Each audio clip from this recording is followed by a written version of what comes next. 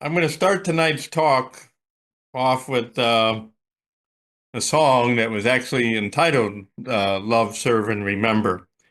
And the verses, it's about a 4 minute and 20-minute or 20-second song. But the words, in case you can't hear it too clearly, it says, "Why have you come to earth? Do you remember? Why have you taken birth? Do you remember?" And then the chorus is to love, serve, and remember. And that repeats several times. And so those verses, why have you come to earth? Why have you taken birth? They repeat several times through the song. And tonight's talk is how this song came about and a little bit of the story of Ram Dass. So, Alan, if you would play the song, please.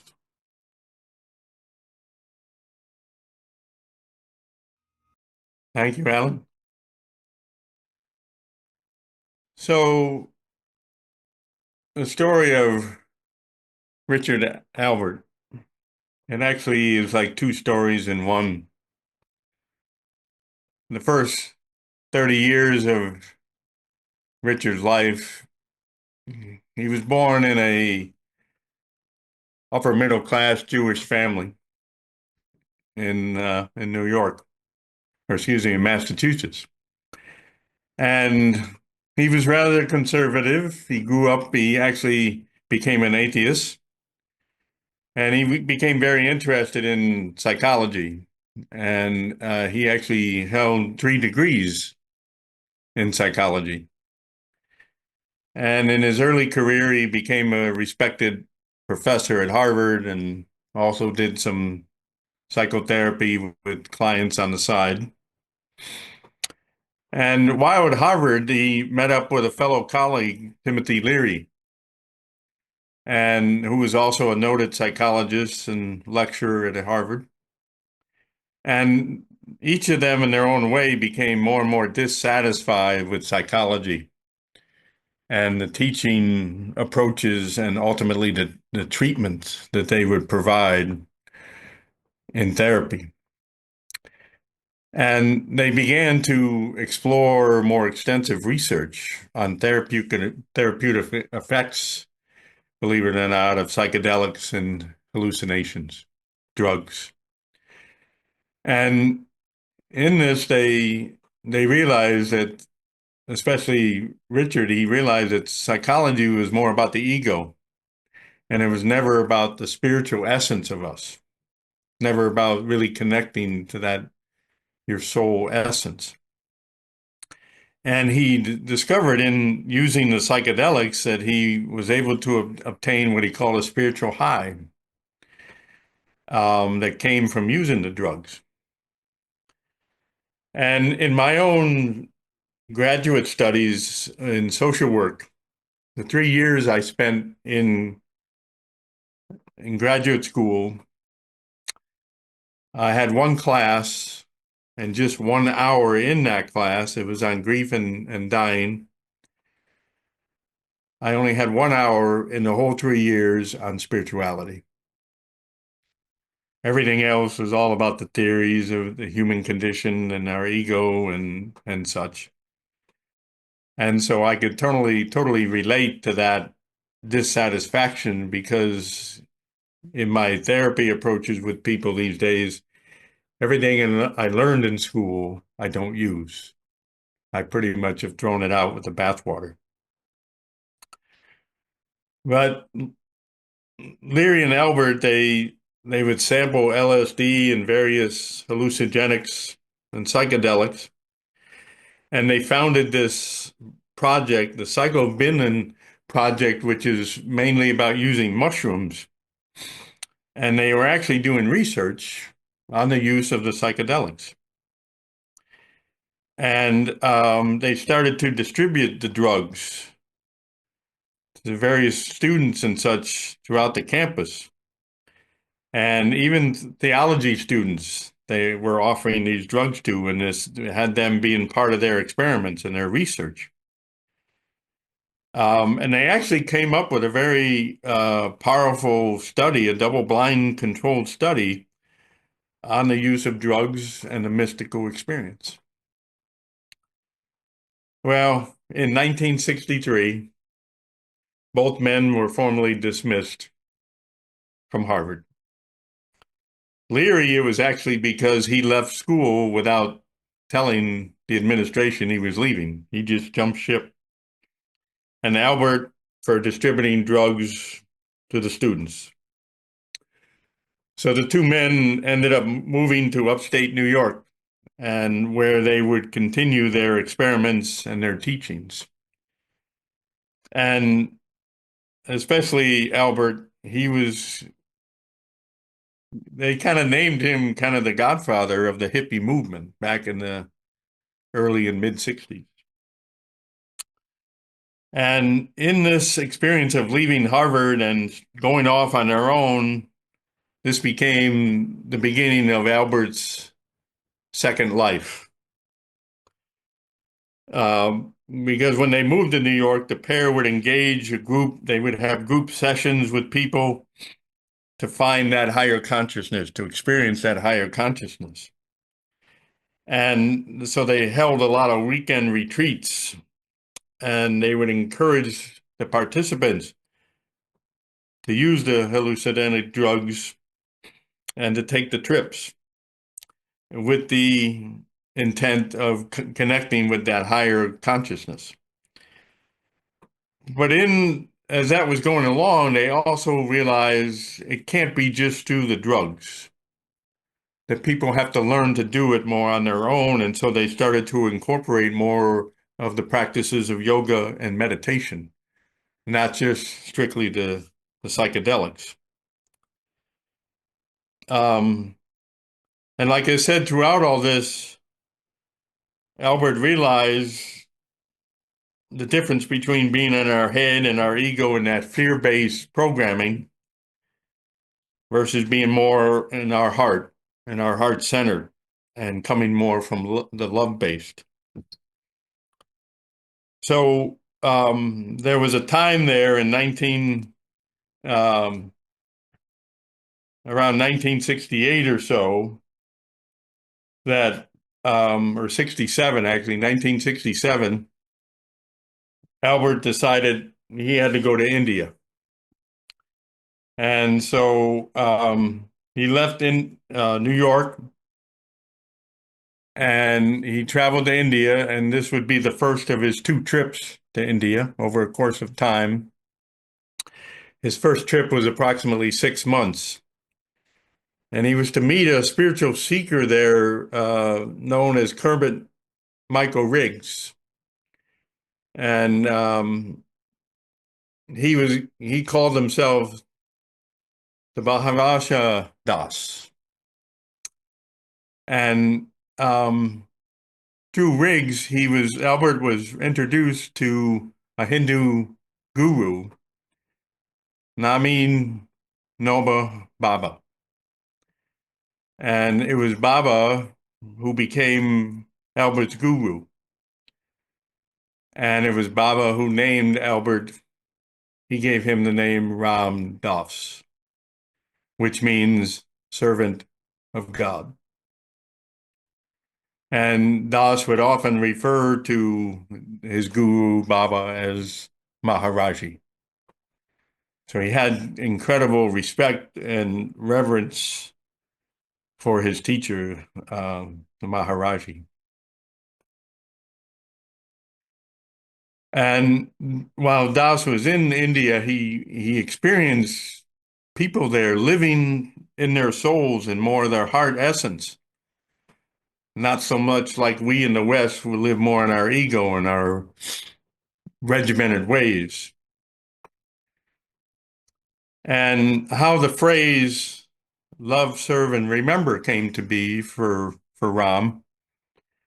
The Maharaji one day literally got in Das's face in a very loving but firm way, and he said, Ram, you are to love everyone. And Das says, love everybody? And the Baba said, yes, Ram, love everybody. And remember God. Remember God. And Das took this all to mean that to remember God is to serve God. And the primary way to serve God is to serve others, our own humanity.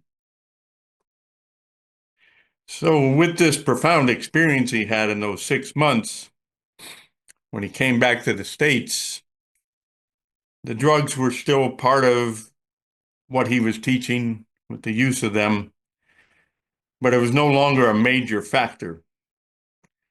And he began instead to hold massive lectures and series that started off at first at his father's cabin in New Hampshire. And then eventually word spread and he became more popular and such, and he would be speaking in holding retreats all over the country and different parts of the world in his career. And in 1971, Das presented a book he had written about his spirituality and his experiences with spirituality to the Spiritual Lama Foundation that he was a part of, and he was actually living in their compound for the most part. And that community, that Lama community, ended up helping him edit and illustrate his manuscript, which was to be published under the title Be Here Now, which is a bestseller around the world. And in addition to his teachings, not just in this country, but around the world, Das, one of the ways he was serving as well, he created a foundation called Seva. And the Seva Foundation is a global nonprofit organization that helps with local communities around the world to develop self-sustaining programs to preserve and restore people's eyesight. And that that foundation is still in existence and thriving today. In 1997, Ross suffered a major stroke, and his speech and such, especially on one side of the body, was greatly impaired. And it took about a year and a half for him to get to a point of recovery where he could begin his lectures and such again.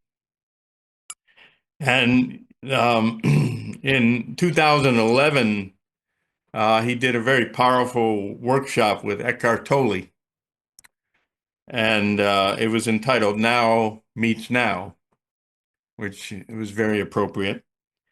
You can actually Google that on YouTube and watch that presentation that both him and Eckhart offered. You have to listen kind of carefully to him because, like I said, his speech is a little distorted. But even with the stroke, he still was able to do his thing as best he could. And so that second half of his life was very transformative, and he realized what love was really about. And it was through the use of the hallucinogenics and the psychedelics that he understood more fully what it was about. And then in his trip to India and such, he was able to really realize this is what I'm to do for humanity. And Ram Dass died in December of 2019 at the age of 88. So to love, serve, and remember, to me, it's about connecting with the Holy One, with God, and realizing that we are just an expression of God. We are that love in physical form. And that within that love, our journey is all about remembering who we really are. and expressing that as best we can in either simple or profound ways to others. And the song To Love, Serve, and Remember has turned into one of the dances of universal peace. And so there's some beautiful movements to that song in the dances. And it's a very heartwarming song and to dance with in the circle dances. So as souls in human form, we're here to love ourselves and each other. And believe it or not, especially to love ourselves. Because who's our worst enemy? And Carl Jung had a wonderful quote where he said, I am the enemy that must be loved. And the greatest commandment in God's teaching is to love your neighbor as yourself. Because I've discovered what we do or don't do with our relationship to God, we will do to our relationship to ourselves. And what we do to our relationship with our neighbors, we ultimately do to ourselves. And so the self is that pivotal connection between the link with God and our neighbors. And our neighbors, you and your neighbor are the same. There is really no distinction between us, even though the ego and our humanness creates a lot of differences. But the reality is we're all the same. And we're all on this journey to love and to remember love and to serve.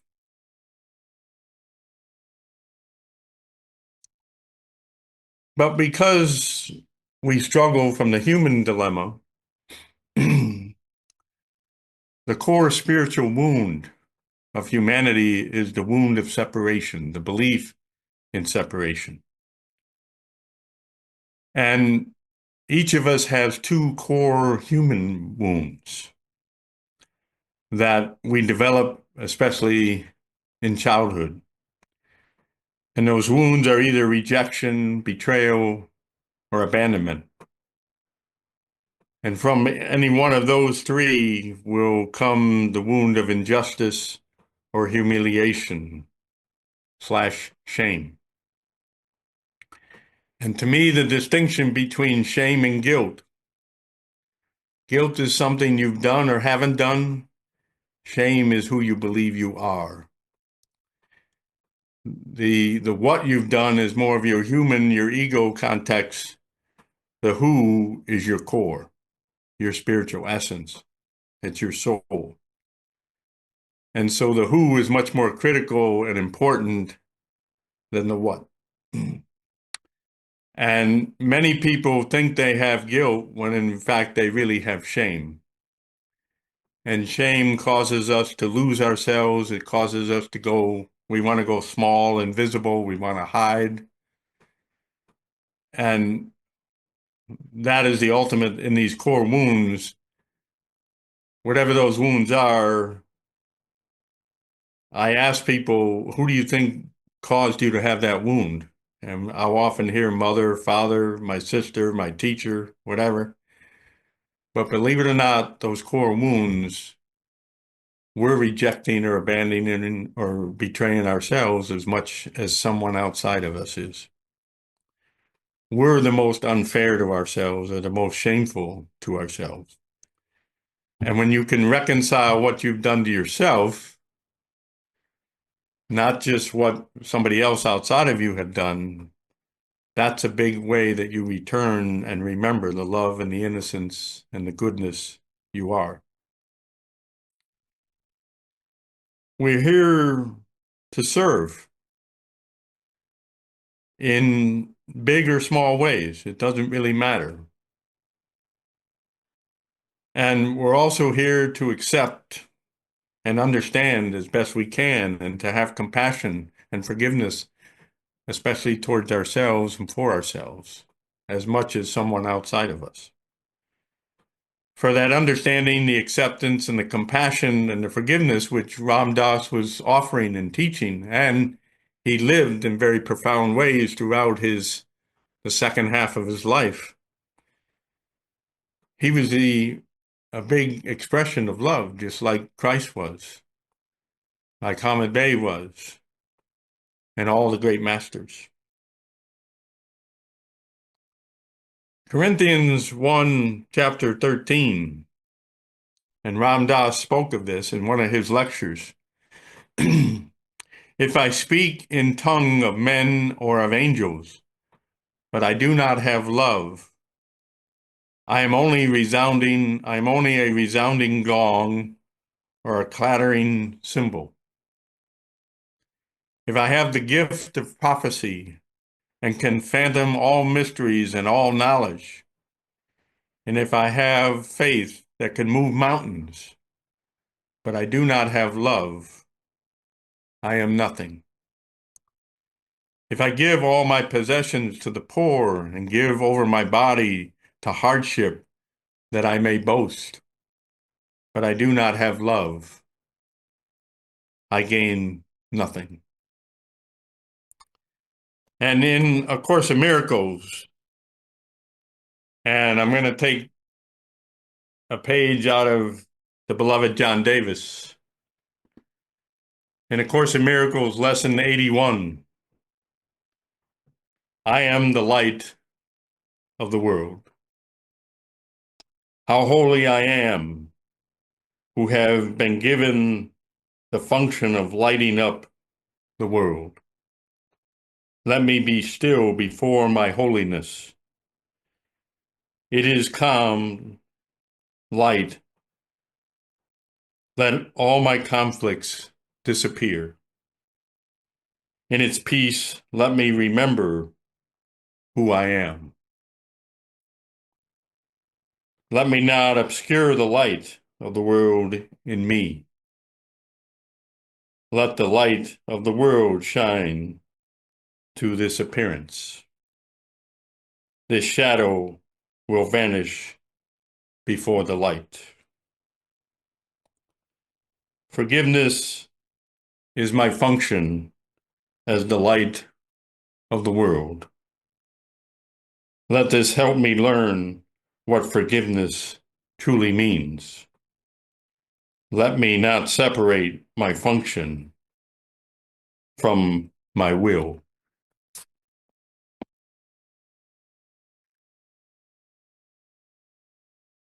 So why have you come to earth? Do you remember? Do you want to remember? Why have you taken birth? Why have you had the trials and tribulations you've had in your life, as well as the good times and the enjoyable times? These are important questions to go after the answer and remember the answers. And to me, they're as important as the question, who am I? And to me, my answer to who I am is I am awareness. For it is in that awareness then that I can consciously connect to who I really am. And I can be aware without consciousness. Awareness does not need consciousness, but consciousness needs awareness. And the difference for me between what makes awareness consciousness is the ability and the willingness to articulate, express what I'm aware of. That's what consciousness is, the ability and the willingness to express, articulate what I'm aware of. The soul is always aware. Our human sense, not so much. And I believe the more we can love, freely love, without conditions. And as the Maharaji said, yes, love everyone, even those we struggle with, because they're our greatest teachers to love and acceptance and compassion. So allow yourself to love more fully yourself and others. Allow yourself to serve in whatever way possible. Sometimes just picking up some trash as you're walking on the sidewalk is a way to serve. It can come in both simple and very profound ways. And always remember you are love, innocence, goodness. Amen.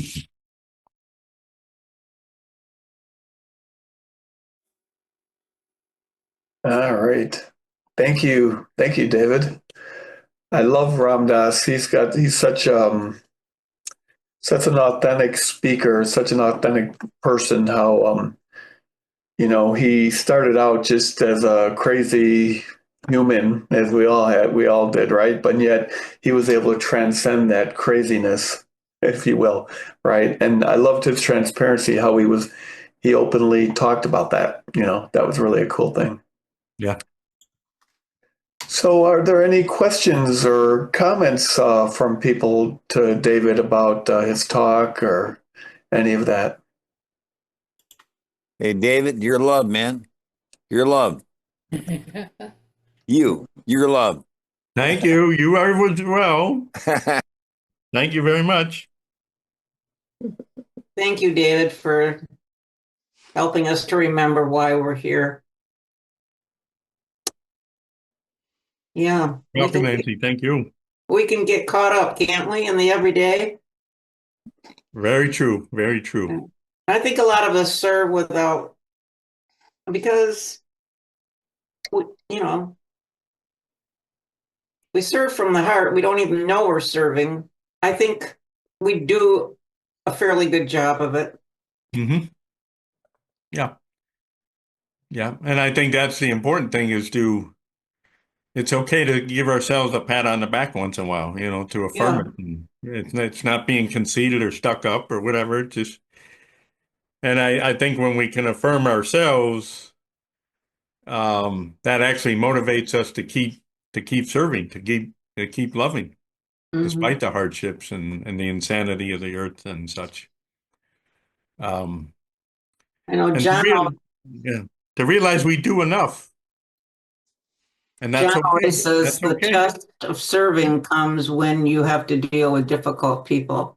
Right. It's not serving, but it's love. The test of love is when we face our difficulties and difficult people, and that's when we need to remember why we're here. Yeah.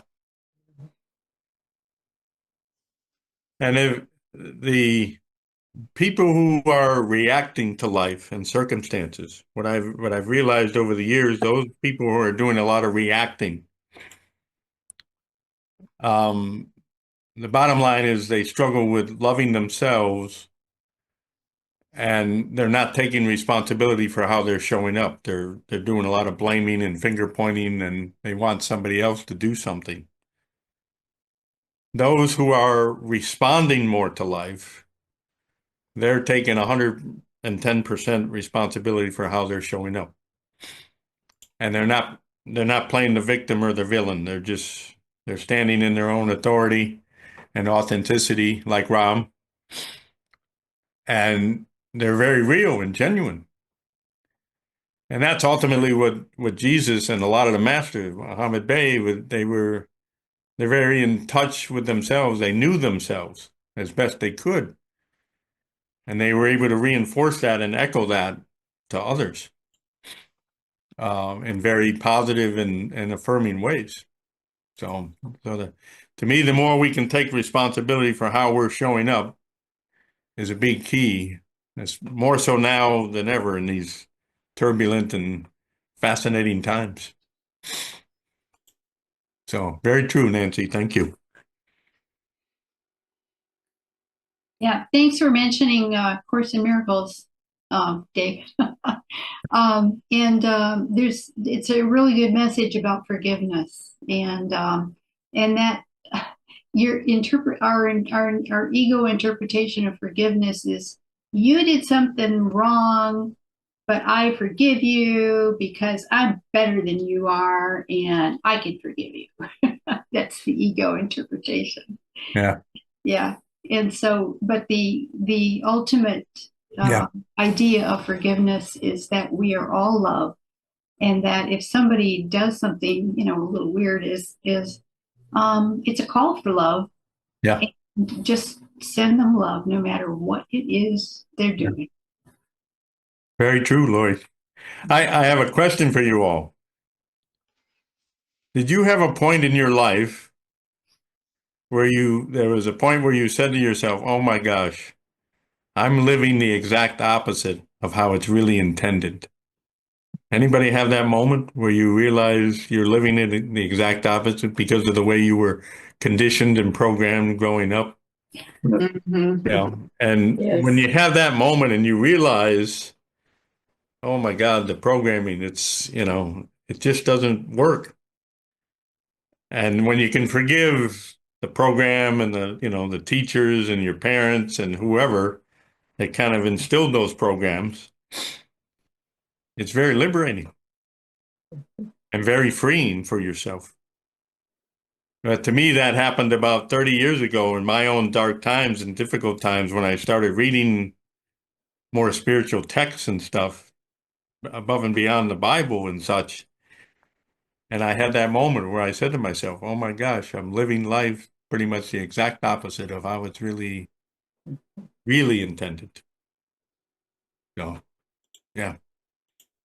And I think most of you, by your hands, you can relate to that moment at some point. So, Yeah. And I one of the things about Ram Dass I really like is that in his older years when his demons would come up, he would say, "Hello, old friend." And so it wasn't like, skid away, you're the demons. He learned to love his demons. And I thought that was just a great lesson that, as you mentioned in forgiveness, that because it sounded like he had a bunch of demons. We all do, right? And yeah. but he was able to learn to love that, and I thought that was really meaningful. Yeah. And piggyback on that, the what we fear or what we resist will create more of it. What we love offers the possibility and the opportunity to transform it. So yeah, yeah. And that's what the demons, they're a lot more fear-based and resistance-based than they are acceptance and love-based. So if you can offer them a different opportunity and possibility, that goes a long way to changing bringing that darkness back to the light, so to speak. Yeah. Yeah.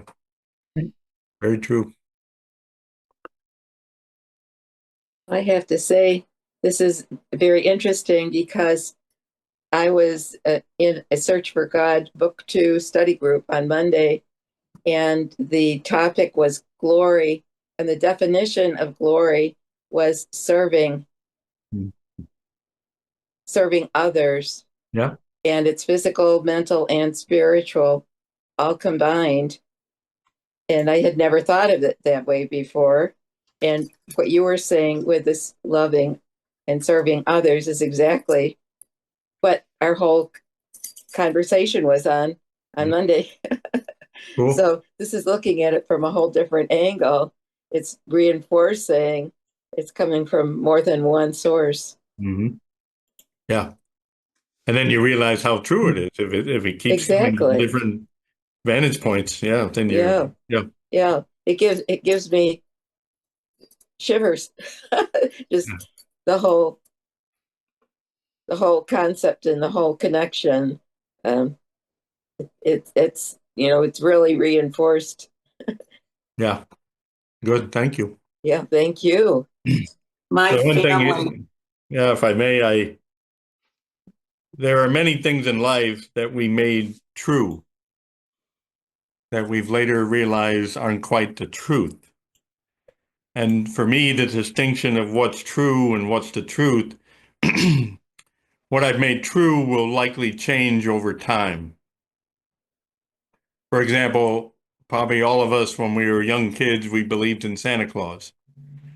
And then there was a point in time where we realized, oh, it's not really a guy in a red suit and white beard and all that. Even though the spirit of Christmas is true, but the actual that figure of Santa Claus, not so much. So that changed over time. What's the truth is eternal. It's never impacted by time. It will remain as it is forever. And so, and that's one of the reasons, the truth will set you free, because you're in that ultimate reality that time has no impact on, and it will never change. And then, like I say, there's many things we've made true that we realize at some point in time, not so much. Yeah. Hey, David, there's no Santa Claus? Come on, man. Good one, Pete. Good one, Pete. You always hit a home run. You always do it. Well, what do we say to Carl Franklin then? Exactly. He's an illusion. Yeah, true. But, the essence of what Carl, in terms of playing Santa Claus, he was ultimately expressing love. Yeah. Yes. And that's, to me, God is Santa Claus. Yeah. Because it's the ultimate expression of love. And so Carl, for a number of years was just the expression of that love. And he played it perfectly, Mhm. and that was a way of serving, because think of how many people he brought a sense of joy and love and such, and inspiration. Mhm. So, yeah, but I get your point. We don't want to burst his bubble with that. Yeah. And he would laugh at that. He would get a kick out Oh, of it. yeah. We shared it. Yeah. Yes. Yeah. No. Great. Any other thoughts or questions for David or anyone? I'd like to say something. Sure, Yeah. please. David, thank you. My For me, pleasure. this was very timely. I've been kind of struggling all week, and especially today, with my I am and where that's going. And truly, this whole session with y'all has given me hope and joy. So thank you. Good. Yeah. Good. Well, you're welcome anytime. Yeah. Timing is everything. So, yeah, so you needed to hear that message to get you over the hump. So much. Yeah. Did indeed. Thank you.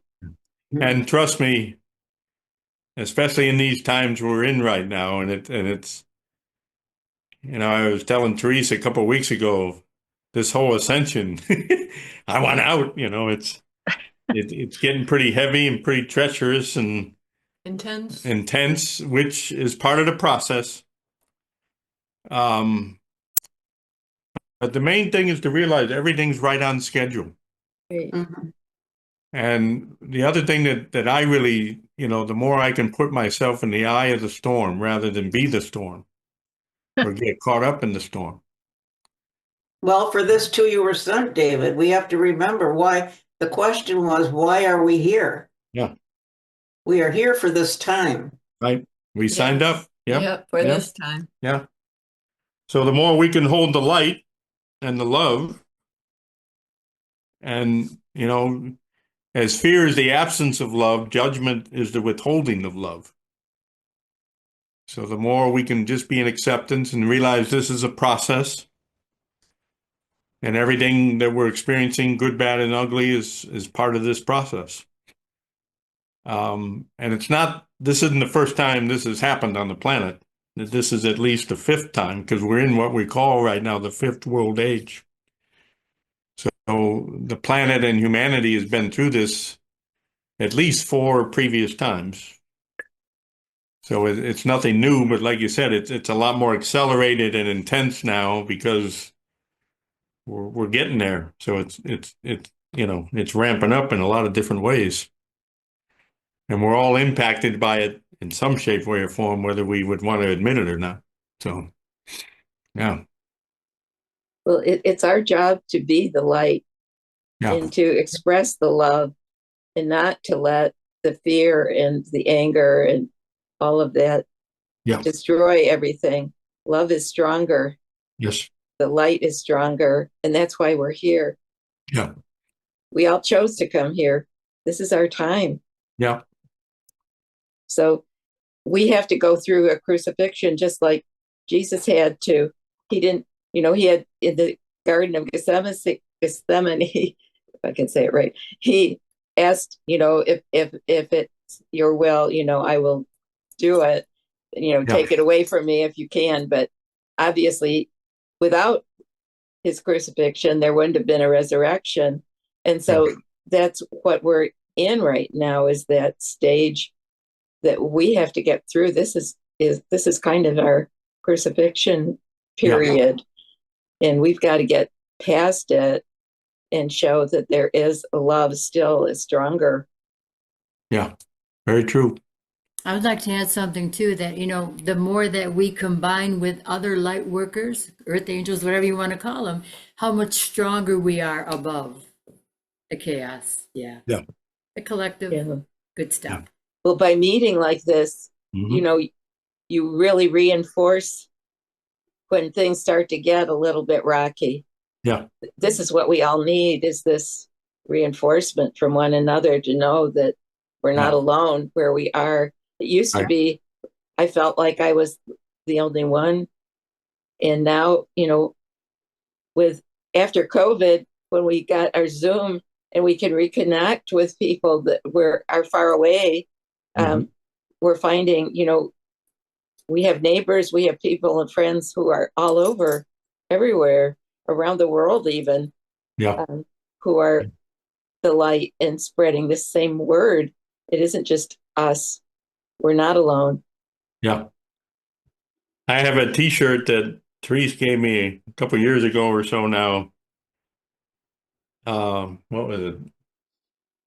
It's about the woo-woos, That's one LJ gave us. or LJ. Yeah, It started with LJ, yeah. right? You It betcha. came from LJ to Therese and then me. Yeah. But the thing I realized, us woo-woos, more and more people are knocking on our door saying, "You know something, You know something. Yeah. help us."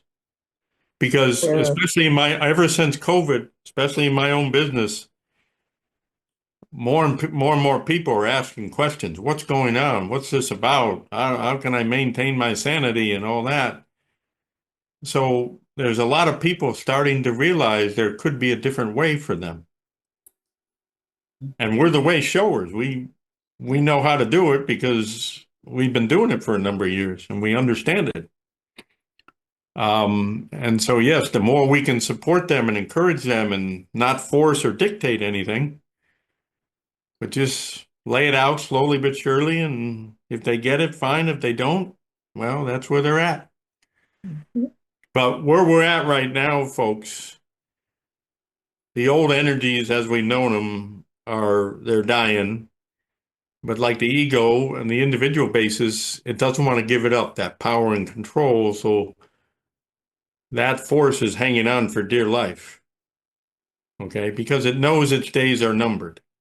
And so it's trying to get what it can get while the getting's still good. Okay. These new energies are getting stronger and more influential by the day. And where we're at right now is we're in between these two worlds.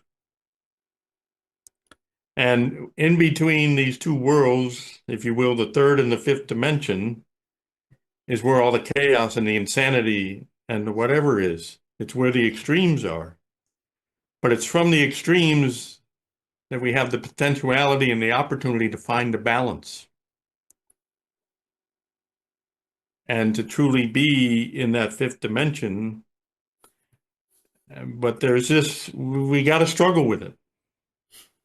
And that's just part of the process. But if you can just realize that chaos is uncertain order, within all the chaos and the insanity, there's order in all this. And that's the key, is to look for the order, look for the good things that are going on within it all as best we can. And there's a lot of good going on within all the crud that's going on. And then the key is for you to stay in that eye of the storm for your own sanity as best you can. And life isn't meant to be easy, it's meant to be meaningful. And that's what we're doing with humanity right now. We're in the process of constructing a different meaning that's more loving, more serving, more accepting, and such. So you stay in your process. Don't worry about the outcome. Just stay in your process, knowing that the outcome will take care of itself. That's a big key, is stay in your own process. To love, serve, remember. All right. Wonderful. Wonderful, wonderful, wonderful. Thank you, David. We Thank love you. it. We love it when you come and share your wisdom with us. It's wonderful. We really like it. And so I thought maybe we would do a short meditation as a closing. So if everybody wants to just get comfortable, I thought the theme was love. And so let's do a heart meditation here. I think that would be appropriate. So let's just everyone get comfortable and close your eyes. And just allow yourself to let go of all that stress of the day and just focus on your breath. You can focus however you'd like, but if you want, you can take a breath in, hold it for a moment, and then just blow it out. And then hold it out for a moment. Take a breath in, hold it for a moment, blow it out, and hold it. And when you're holding that breath on the exhale, just listen to the silence. Just take a few minutes to do the breathing, focusing on the breath.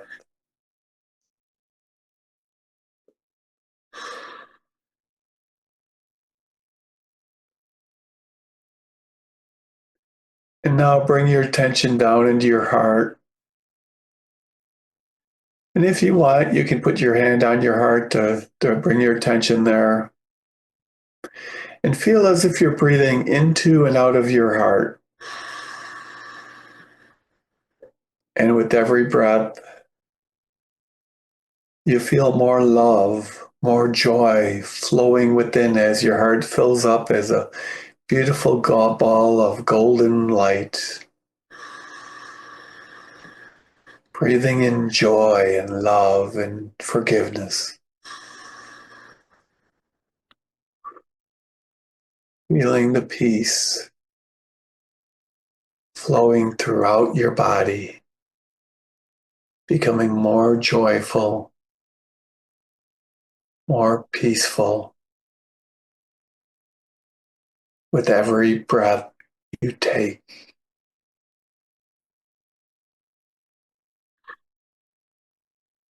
Continuing to focus on the breath as it flows in and out of your heart and feeling that joy and gratitude.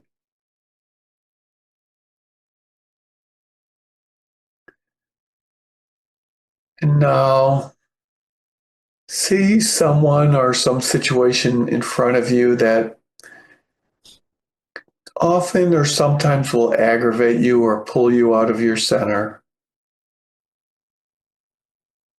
See that person before you smiling in love and joy. And put them in a bubble of beautiful white light. They still continue to smile through the bubble, like a soap bubble that you played with as a child. See them smiling in that bubble, sending them love and joy. No thoughts, just feelings of love and joy.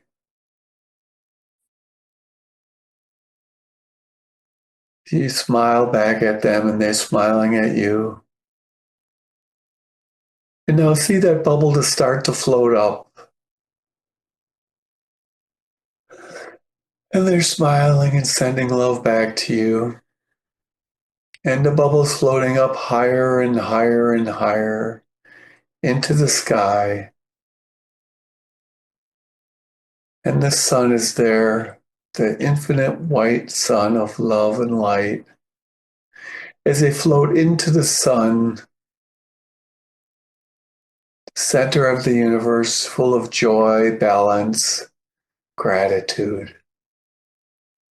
And then they're gone. And you know now that you feel the love for this person, place, or thing.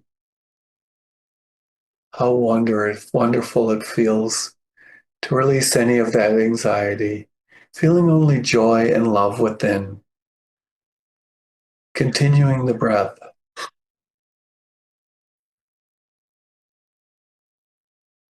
Feeling wonderful. And you're going to feel so good after this talk and this wisdom that David has shared tonight that you will, when you lie down to sleep this evening, you will have the best sleep you've had in a long time, full of love, joy, and beautiful dreams, filling you with life and vitality, waking up feeling wonderful.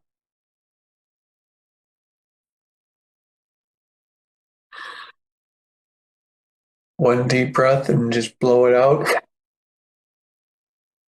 Coming back into room awareness, opening your eyes, feeling wonderful, full of joy and love, peace, and serenity. All is peaceful. All is serene. And thank you all, and have a wonderful evening. Thank you for coming, and we'll see some of you on Thursday and hopefully see you next Tuesday. Have a Thank great you all. Good Thank night. you. Good night.